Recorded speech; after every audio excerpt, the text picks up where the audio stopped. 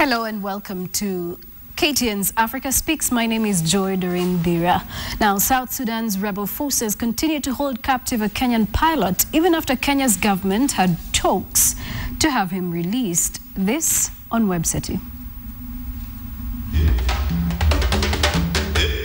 We also managed to persuade the rebels to release a Kenyan plane and pilot who have been held for the last 10 days in rebel-controlled territory. These were the sentiments of the Deputy President William Ruto on Wednesday on his return from Addis Ababa, Ethiopia.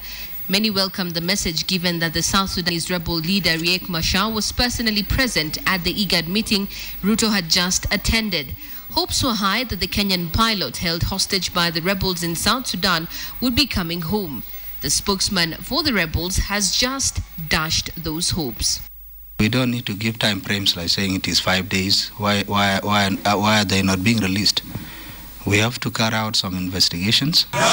Speaking exclusively to KTN in Nairobi, the spokesman for the South Sudan rebels said it will not be as easy as it seems and said negotiations by the deputy president were directed at Salva Kiir's administration, yet rebels are a separate entity from it. We are non-state actors, but we also have a legal system that is in place. We have lawyers, we have judges, we have prosecutors.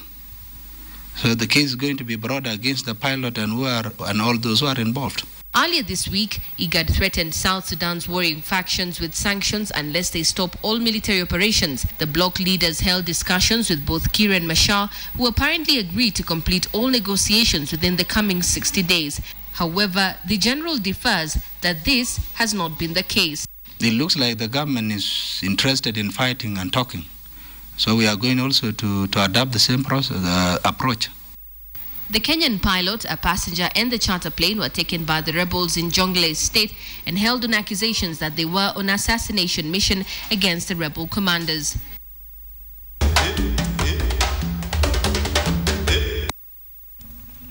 All right, now today we are going to put our major focus on the missing girls in Nigeria who were kidnapped by Boko Haram. That was in April 2014, around the 14th of April 2014. That's the time they were kidnapped. Over 200 girls, and just suspected Boko Haram gunmen have also now been reported to have kidnapped 20 women from a nomadic settlement in northeast Nigeria near the town of Chibok, where the Islamic militants abducted over 200 girls in April, most of whom are still missing. Alhaji Tar, a member of one of the vigilante groups set up to resist Boko Haram's attacks, said that the men forced the women to enter their vehicles at gunpoint. The group also kidnapped 3 young men who tried to stop the abduction and drove to an unknown location in the remote stretch of Borno State. And news of the latest kidnapping came as the people of Maiduguri buried more than 100 bodies almost a week after a Boko Haram attack.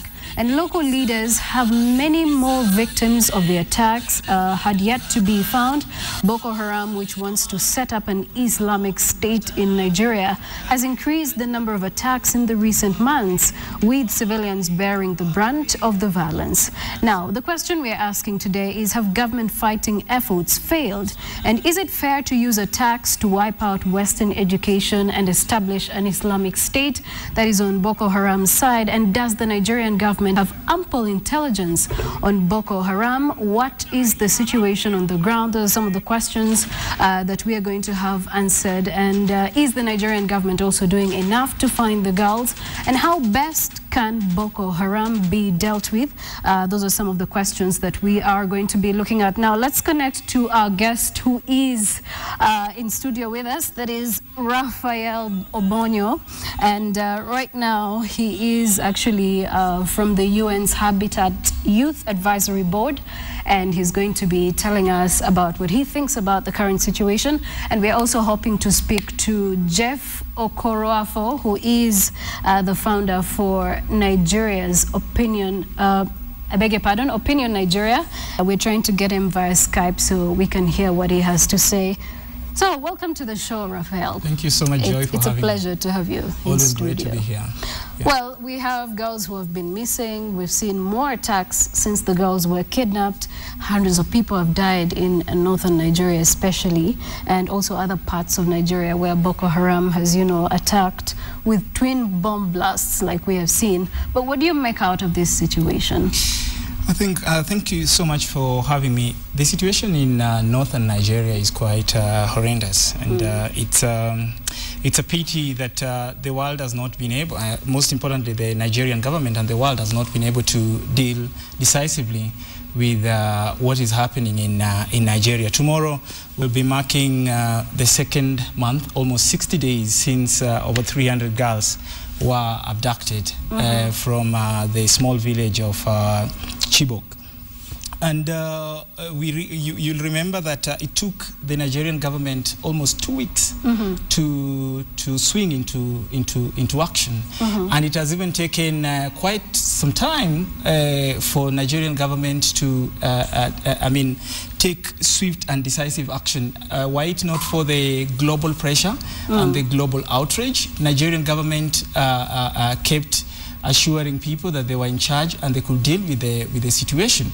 But it is only after people started protesting, after different people, celebrities, and different people across the continent and across the world came out to say, look, we need action. We don't just need assurance. That's when the Nigerian government accepted advice and even assistance from countries like the United States, United Kingdom, China, and even Israel. But like you rightly put it, what is happening in northeastern part of Nigeria is we have half Muslims and half Christians, and for about 5 years now, the Boko Haram, which is a renegade group, has been pushing to have an Islamic state and to establish Sharia laws, and that is something that has caused quite a bit of havoc.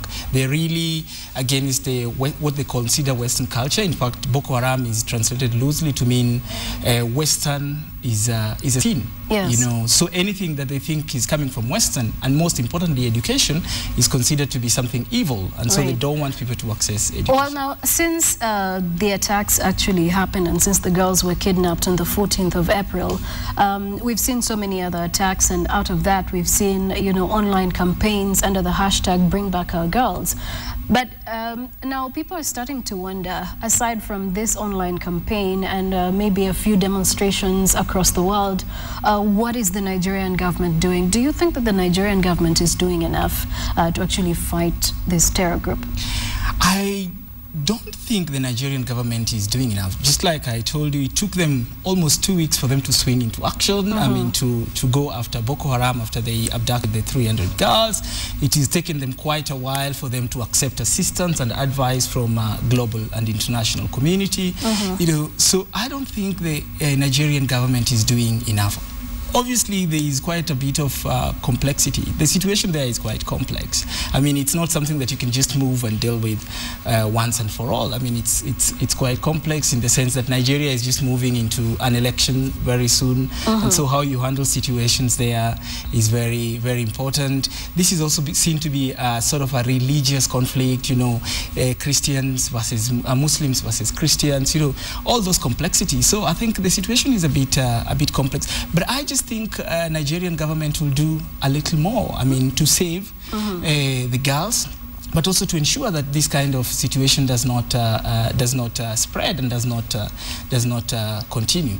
But I also think the campaign on social media, the hashtag Bring Back Our Girls, like I did say, it has contributed to bring the government to shame and tell them, look, you can't assume that this thing is a routine, it's normal occurrence, it's just a normal incident. You need to do something. It has also pushed the government to accept, like I said, advice and assistance. But also it has pushed Boko Haram. Remember, Boko Haram had refused to negotiate completely with the government. They had said what they're going to do is to auction these girls to be sold as wives to the Islamic militants. But after the global pressure, they've stepped down, they've toned down, and now they're saying, look, we are willing to negotiate with the government. In fact, we are willing to have some sort of swap of prisoners, so that you give us our prisoners that are being held by the by the government, and we will give you back the girls. Great. Now, we're going to be hearing from people across the African continent who have sent in their video responses, and also we'll connect to Jeff, who is in Abuja, Nigeria as well, to give us his opinion on the same, on what is on the ground as well. But let's take a short break and we'll be back speaking to Jeff.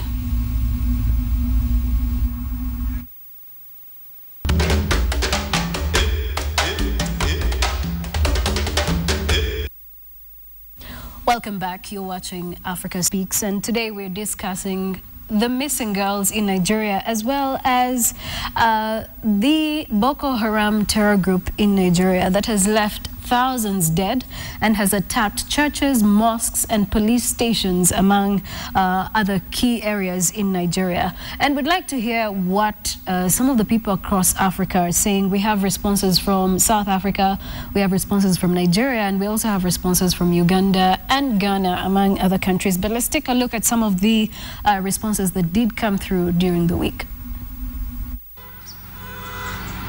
As Ugandans and as women, the issue of the abducted Nigerian girls is just close to our hearts. Close to us because it reminds us also, in the 90s, we had abducted girls in Aboke at the peak of the LRA insurgency here. But we cannot look on while our girls are taken by such militant groups like this. And I think something needs to be done. But it should not be violence. Totally, I disagree. It shouldn't be violence. Because if we choose violence over negotiations, then that means we're going to lose all these girls. But also, on the side of negotiations, if the government of Nigeria should come into negotiations with these rebels, they should not expect 100%. It's not going to be like that. They should know that, okay, if we want all the girls, then probably those ones, the Boko Haram guys will not also accept. They should say, let's sit down, let's talk and see how best we can rescue our girls. And the issue of getting in the Western powers to decide for us on issues of Africa, I think should not work. Nigeria should get into collaboration with African countries, African people. I'm not saying totally we shouldn't have the Western world, but let the Africans first solve their problems. I know it's hard, but we can make it. We can make it, and we can see our girls back home. So also, while we try to negotiate with these people, let's also try to protect the people who are still home. Because we've had recently some more people were abducted, and we cannot see that trend continue like this. So the government needs to strengthen the security back home while they even try to bring our girls back home. Thank you very much, Joy. I hope you're having a very wonderful time over there in Nairobi. I'm currently in Abuja, and I just came here a couple of days ago. Well, as you said, the issue of Boko Haram in Nigeria. Well, as we all know, there is nothing so interesting in the issue of Boko Haram. Boko Haram issue is really a grievance problem that we have, that is facing not only Nigeria, it's facing the whole of our neighbors, because whatever affects Nigeria affects all the neighbors and the whole of Africa. Right, and those are some of the responses that are coming through. We're going to be connecting to more of the video responses that are coming through. But now the question here is there a government connection to this terror group? And people are wondering, is it being funded by some of the government officials inside Nigeria? Now, of course, we're having Raphael Obonyo from the United Nations Habitat's Youth Advisory Board to share his views on the same. From what people are saying there, do you think that there's more Western interference in this issue? Because last time we heard the United States wanted to offer their support in trying to find the missing girls. And some African critics think that Nigeria should be able to solve her own problems, because if they responded after 2 weeks from time that the girls were kidnapped, what does that say about us as Africans, as African leaders, as African governments? I think the issue of having people from the West, countries from the West, most importantly the United States and the United Kingdom,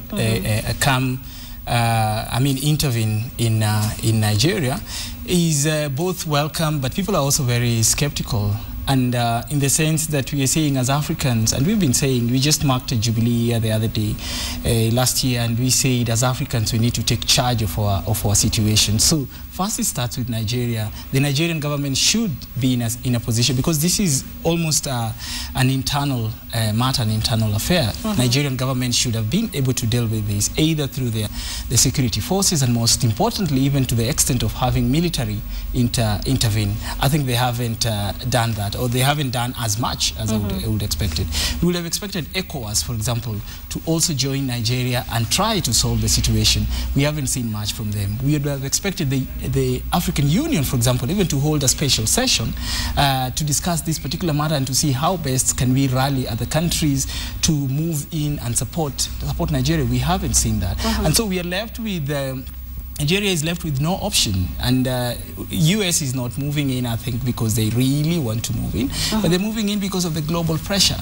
They're saying, I mean, people can't sit back and watch 300 girls. We've seen when a journalist is abducted, we've seen countries trying to negotiate to move into action. 300 girls. Right. I mean, we can't stand back and watch. It's not just a Nigerian issue. It's something that requires concerted effort globally, internationally, and that's why I think other countries are welcome. But it would have been better if Nigeria and countries in Africa would be able to deal with the situation, to show our muscle and to show that truly we are in charge.